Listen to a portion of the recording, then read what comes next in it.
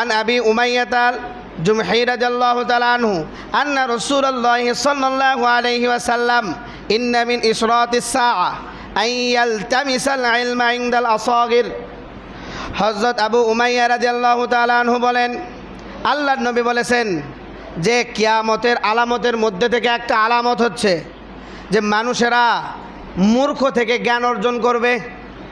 যে লোকেরা কিয়ামতের আগে শেষ জামানার আগে জ্ঞানীদের কাছে যাবে না।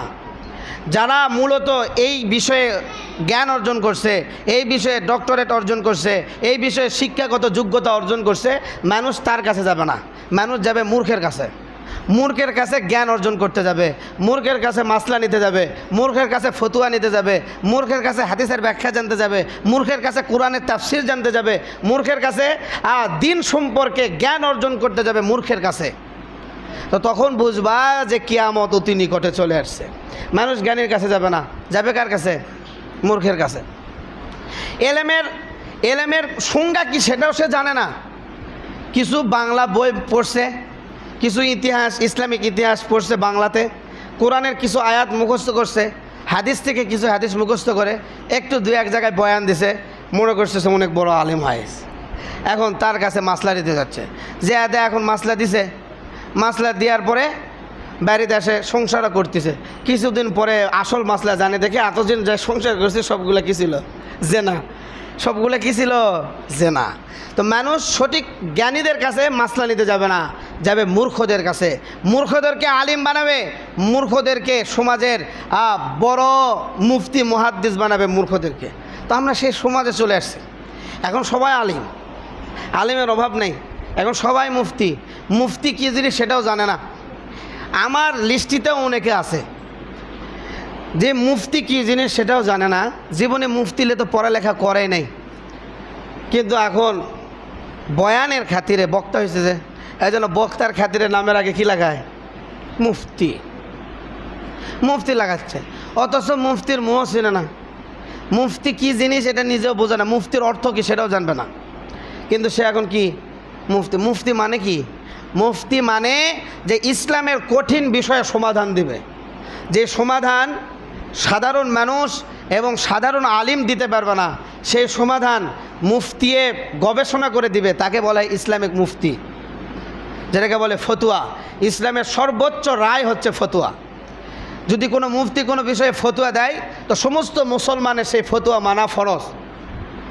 তো মুফতি হচ্ছে সে।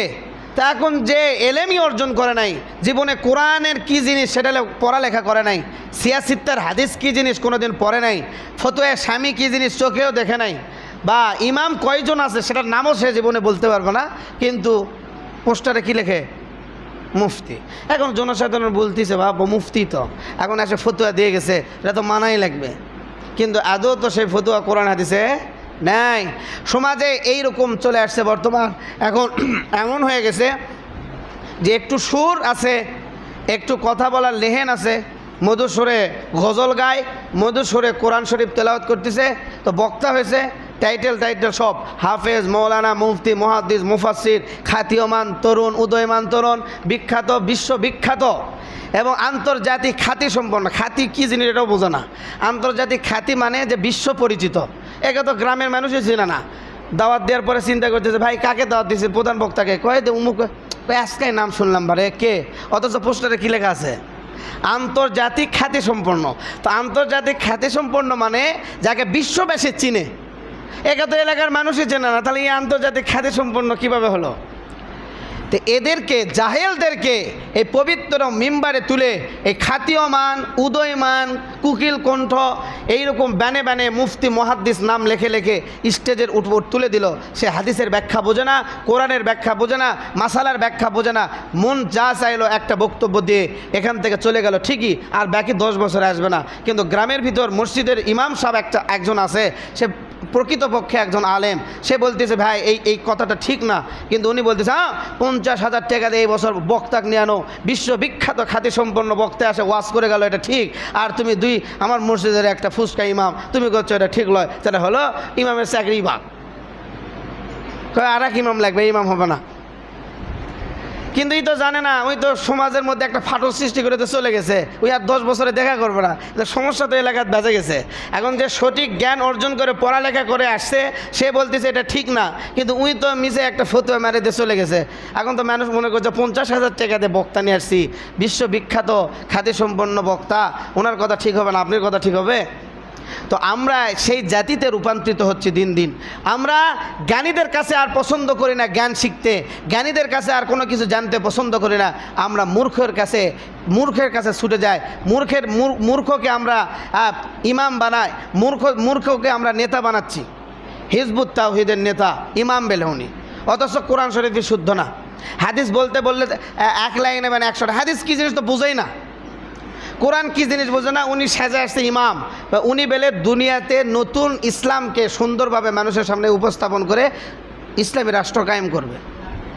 আবার সেখানে কিছু নারী পুরুষ ওনাকে ইমাম বানিয়ে নিছে। ইমাম মানে কি উনিও বোঝে না। ইমাম একজন নেতা, তো সেই নেতার যোগ্যতা তো থাকতে হবে। তো আল্লাহ নবী আজ থেকে 1450 বছর আগে এটাই বলে গেছে যে শেষ জামানায় মানুষেরা মূর্খদের কাছ থেকে জ্ঞান অর্জন করবে, জ্ঞানীর কাছে আর যাবে না, জ্ঞানীদেরকে মূল্যায়ন করবে না, মূর্খদেরকে মূল্যায়ন করবে। তখন মনে করবা যে কিয়ামত অতি নিকটে চলে আসছে।